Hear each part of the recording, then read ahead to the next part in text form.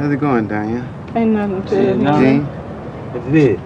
Not too much. What you doing? Oh, just trying to get this old car together. Yeah. Look, let me get your hand.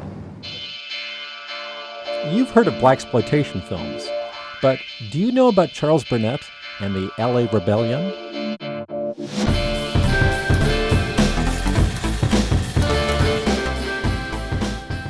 In this episode of The Drunk Projectionist, we talk with writer-director Charles Burnett, one of the founders of the LA Rebellion. In the 1970s, Burnett and a few other African-American filmmakers rejected how blacks were being portrayed in American cinema. Instead of films featuring flamboyant characters, kicking ass and crime-filled dramas like Sweet Sweetback's Badass Song, Foxy Brown, and Shaft, Burnett wanted to show the struggles of everyday people. So, as a film student at UCLA, he made the widely acclaimed Killer of Sheep. The moody black and white film tells the story of a middle-aged man who works in a sheep slaughterhouse. He's married, he's a father, and he's struggling with depression.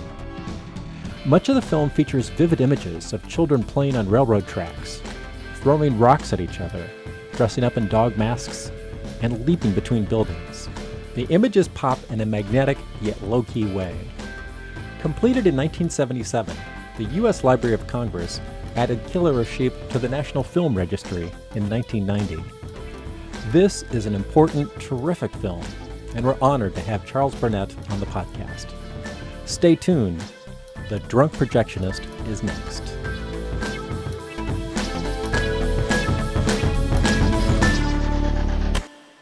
My name is Charles Burnett. I'm a writer-director. I made a film called Killer Sheep. No, I'm not gonna kill myself. Got a feeling I might do somebody else some harm, though. When I first went to UCLA, it was virtually, you might say, all white. There was few people of color in the film department. They were making films about, sexual revolution, flower children, all this sort of thing like that, And those were the topics I weren't interested in because I was from, South Central, and we were concerned about, other issues, civil rights, because the civil rights movement had been taking place at the time, and all the Panthers and all that sort of thing. A lot of social issues were dominant. And so when I got in film, the idea was to make films that reflected what the black community was like and what the black experience was like, and tell stories that sort of repudiated or contradict the narrative that Hollywood was producing, continuously perpetuating. And so there was a progressive group on campus that were mostly well-to-do kids who were making films about the working class. And some of them had parents who owned factories and rug factories and things like that, were making films about how workers are being exploited, and what they had was this formula where the employees would work together and form a union in spite of the opposition, resistance from the management, and that's where the struggle was. And then they succeeded in forming a union, then everything was happy after that, Right, yes. But in my case, and the people I knew, that wasn't the case at all. Getting the job was one thing, holding on to it and getting paid an adequate wage and all that sort of thing. There were more issues, and so there wasn't any kind of panacea, any kind of formula that would, you say ABC and ABCD and whatever would happen, following that. You just endured. You get a job, you lose it, you get another one. It was an ongoing struggle continuously. It was never ending. And so those are the kind of people I wanted to, the stories I wanted to tell, and the people that I looked up to were people who stayed with their families and sort of try to work things out, work themselves to death in a way at these hard jobs, Because I used to, a friend of mine's father was a plasterer, and in the summertime we would go to work with him, and we would do all this hard work, clean up after they had, did all the construction and stuff like that, and we'd take all the cement out of the bathtubs, all this kind of stuff, or try to keep the mixer working. And that was hard. I mean, that was, I couldn't do that. I realized, no, that's not my, I was kind of a small, thin kind of a person at the time, and no, I couldn't. I'd be dead if I did that any long period of time. So, I mean, those are the kind of people I looked up to, and when Hollywood was doing was distorting the sort of people in my community that were doing the right thing. So I wanted to make films about that, and as opposed to prescribing some sort of method of overcoming history of disparities and things like that, and racial injustice.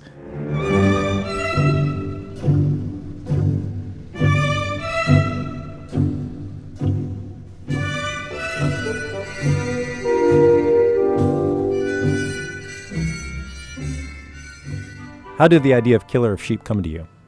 I wanted to do a film where I didn't impose my values on this narrative, but I captured things that I had seen growing up in my community, that kids or young men that I knew experienced, and put those very same images and incidents in a film in a way where it sort of suggests a movement, a narrative, and without imposing, one of these kind of structures where, like I said, you do ABC and then D happens, whatever. Yeah, when I watched Killer of Sheep the first time 10 years ago, I got the sense that I was just there with these people, almost experiencing it with them. It was that kind of film. Kick his butt, Susan. I show him, you ugly thing.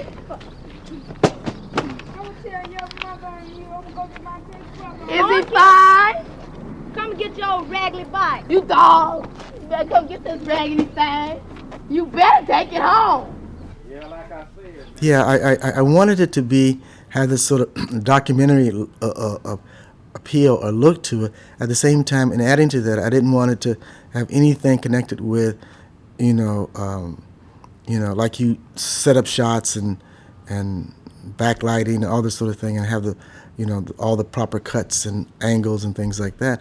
It was like if you shot a documentary, you had to get what you take. Take what you get and move on. That kind of stuff. Even though it was scripted, and storyboarded, I wanted to give the illusion that it was. I just set the camera up and just capture what was there, but that wasn't the case at all. But anyway, that's the kind of effect I wanted.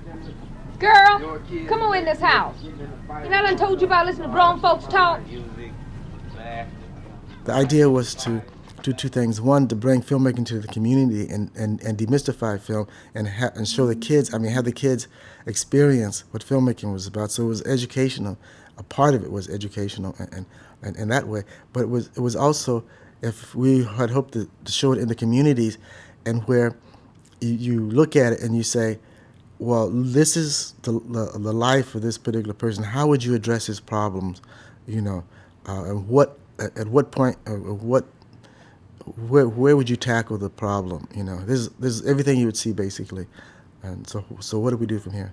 So in an earlier interview, you said, I like to begin with a solid image, a solid idea of theme, and then a potential storyline. What was the solid image you thought of when you made Killer of Sheep?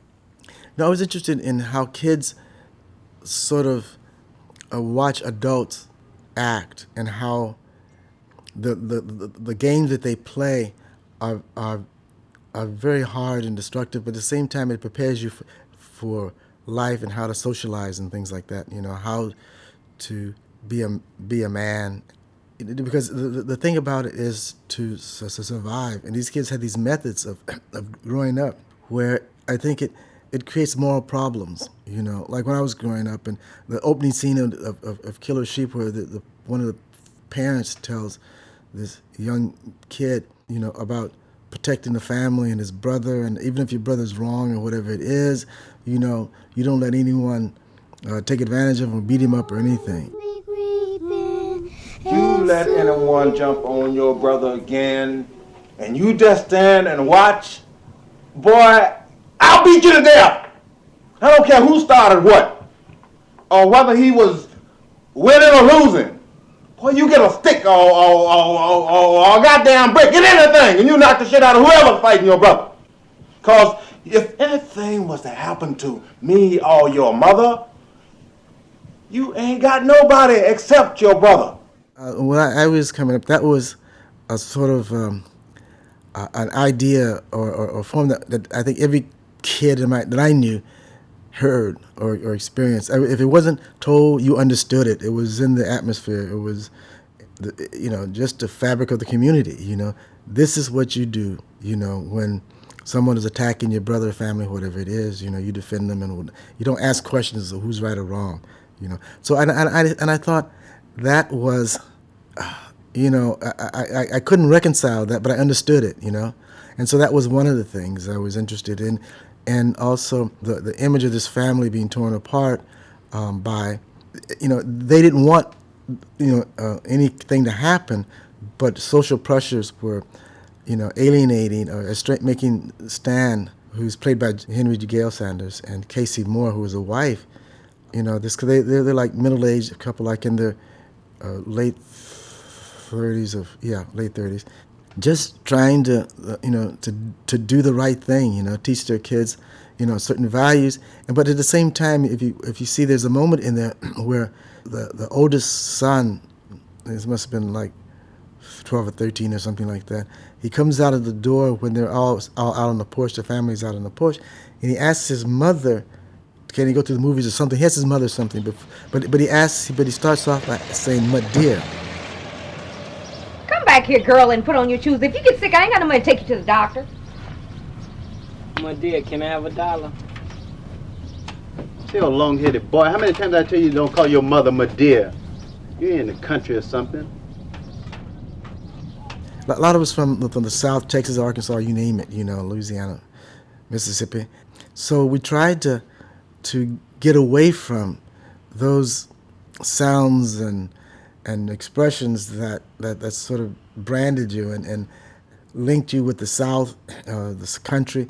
And so it was this whole attitude that you didn't want to be from the South, even though most people in Los Angeles and the black community were from those places, and it was very rare that you found people who were born in Los Angeles. And so that was one of the things I wanted to comment too, that the values that we had were, we just got rid of them, and we didn't quite bridge or understand, the value of having, that link into the South. One of the things that's so fantastic about Killer of Sheep are the visual images. I mean, in nearly every scene, there's something that's striking, that's just terrifically set up. Where the camera's stationary and something is happening, and you're just enthralled. How were you influenced by still photography? Well, I used to look at a lot of still photos. In fact, what I wanted to do really was, in between being an electronic engineer and filmmaking, I think I was excited about being a photojournalist. I'd seen a lot of black and white journalist photography work, and I was impressed by the images, what a single image can convey.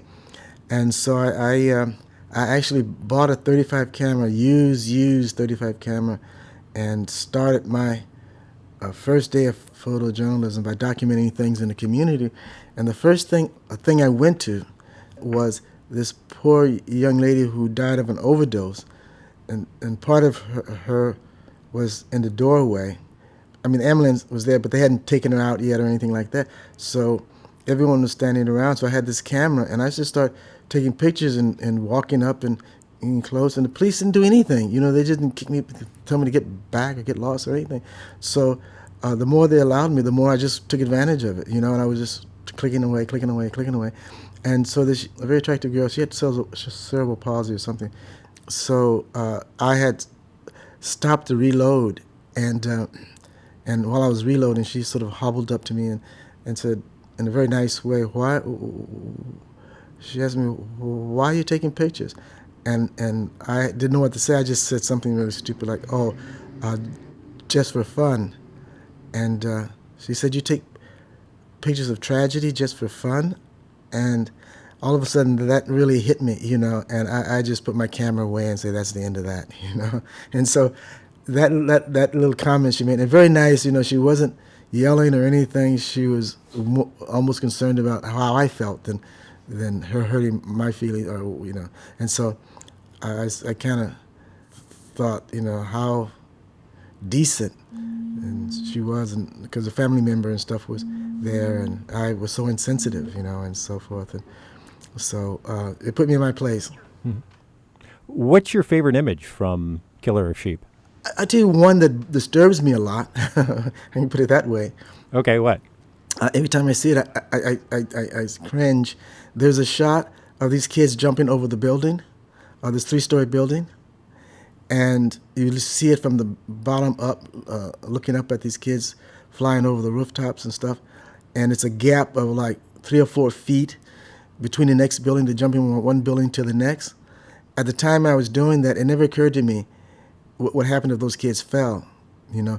And the fact of the matter is they did it all the time, and that's where I got the idea to shoot it from, because they were doing it. I just wanted to capture it. But I shouldn't have done, you know, I shouldn't have allowed that to happen, you know. And I think about it every time I see it. I say, God, if one of those kids fell, that would have been the end of them, you know, and what all sorts of things I've still been going through to this day, the repercussions of it. So that makes me cringe a bit when I see that scene. That shows you how, you know, how insensitive you are can be. I mean, when you're behind the camera, you allow anything to happen, and you know, can, you know, stand back and look at it at a distance, even when it's happening. So, you know, you learn a lot about yourself looking at some of these images, you know, and how selfish you are, you know, how selfish you can be. And so that's, you know, one of the concerns. It is a beautiful image, though, and it actually kind of reminds me of that Asia photo where somebody's kind of jumping over a bit of water someplace. Uh-huh. And then I really like the image of the little girl in the dog mask. You know, because there's a scene with Stan. He's the protagonist of the story, and he's, you know, he's under the sink, and he comes out and he's talking to a friend of his, and then suddenly his daughter shows up, and she's probably 5 or 6 years old, and she's got this big dog mask on, and you're like, wow. Everything was storyboarded, and I remember having the mask long before we shot that scene, and I should have kept everything, all the records of what my.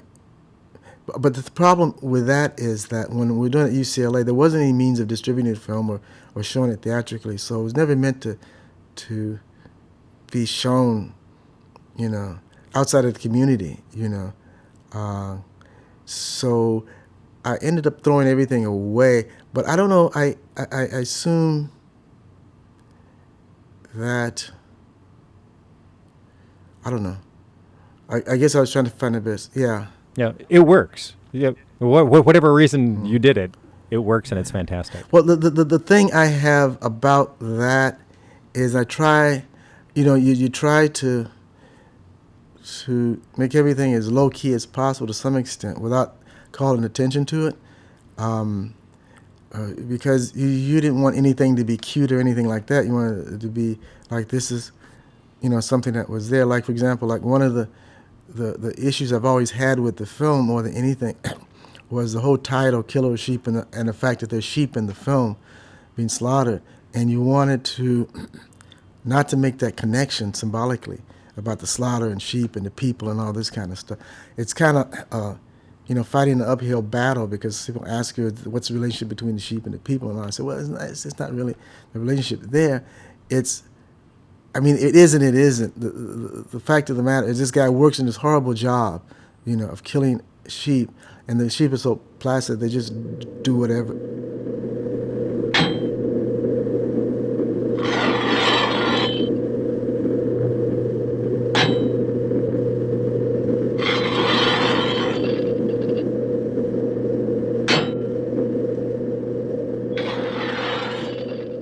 It's ironic because a Judas goat leads them up to the killing floor, and they follow the Judas goat, and then they're, you know, slaughtered. I got the idea from this. I was riding a bus one day, and I met this young guy who was in work clothes, and I was going on my way to UCLA, and I was talking to this guy after a few times riding on the bus, and I was curious about him, and so I asked him some questions about what job he did. And he was telling me that he worked in the slaughterhouse, and what he did and how he did it, you know, killing animals and sheep and stuff like that. At the time, they used a sledgehammer on the cows and all this kind of. It was awful the way he described it. And so I figured that that's the kind of job my character needs to have in order to have these problems, you know, mental problems.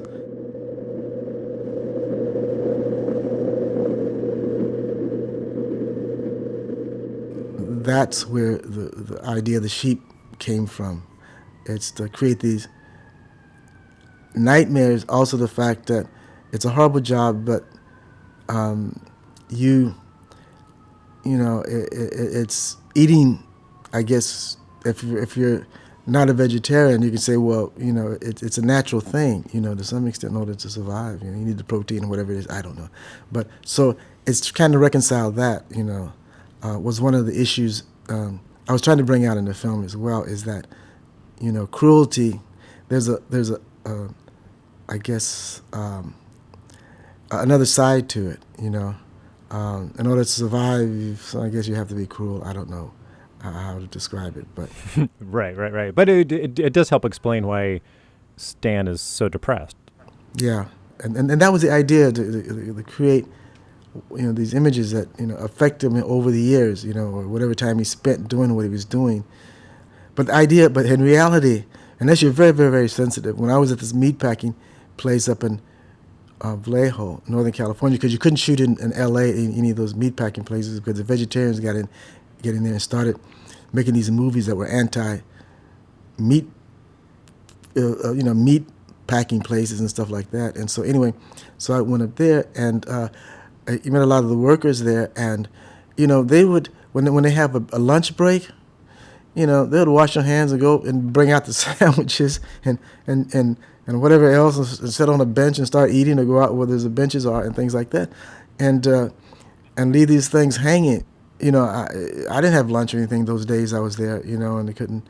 In fact, when it was over, I became a temporary vegetarian. I couldn't eat meat anymore for a while. But those guys, they ring the bell, they go get their lunch, wash their hands, and go get a lunch box and go and sit down, and that's it. So. I guess you get used to anything. Right. So I don't know. Stan was not. Apparently, Stan wasn't that kind that to a certain extent kills animals and go and eat and forget about what he did. It sort of slowly worked on his nerve or whatever it is. So he was not that particular kind of a person. Yeah, there was one point in the film where he says, "I'm working myself into my own hell. I can't get no sleep at night, no peace of mind." And then his friend Oscar, he says, "Why don't you kill yourself? You'll be a lot happier. Go out like Johnny Ace." No, I'm not gonna kill myself.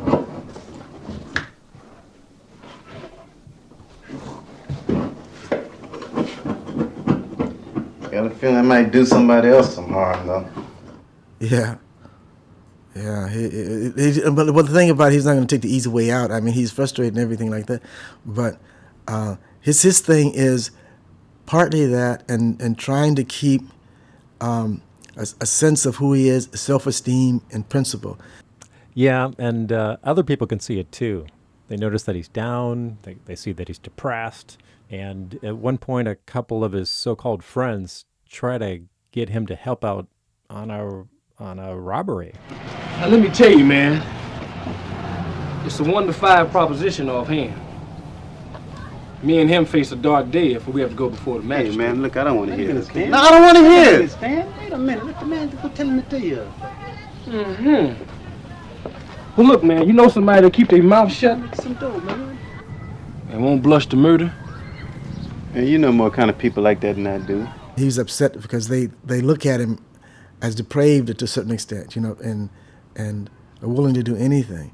I mean, he had opportunities to the lady at the store, at the liquor store, who offered him a job and said, you really don't have to work that hard. You can come and be in the back with me, and that sort of thing, and life can be easy for you. How come you don't come and work for me?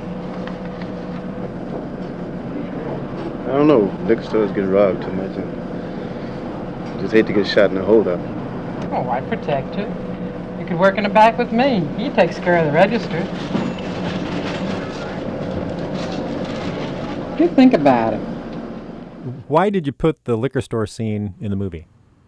Well, because that liquor store was around the corner from my house, and it was sort of like a meeting place, a watering hole. You would always go to the liquor store for some reason. It was I mean, they had supermarkets, but I think I've been buying more things at the liquor store than I did any other place else. You can get just about it, not everything, not no fruits or anything like that, but milk.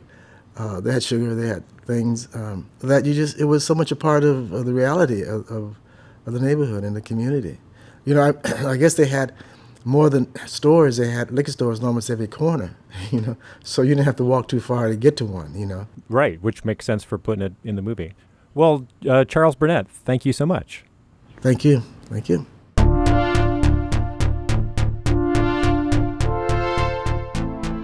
That's Charles Burnett, writer-director of Killer of Sheep. Burnett is also known for My Brother's Wedding, 1983, and To Sleep with Anger, a 1990 movie starring Danny Glover. Our website, thedrunkprojectionist.com, features stills from Killer of Sheep and more information on Burnett, so check it out. Oh, and can I ask you a favor? Please review us on iTunes and tell a friend about our podcast. Thanks. This is The Drunk Projectionist.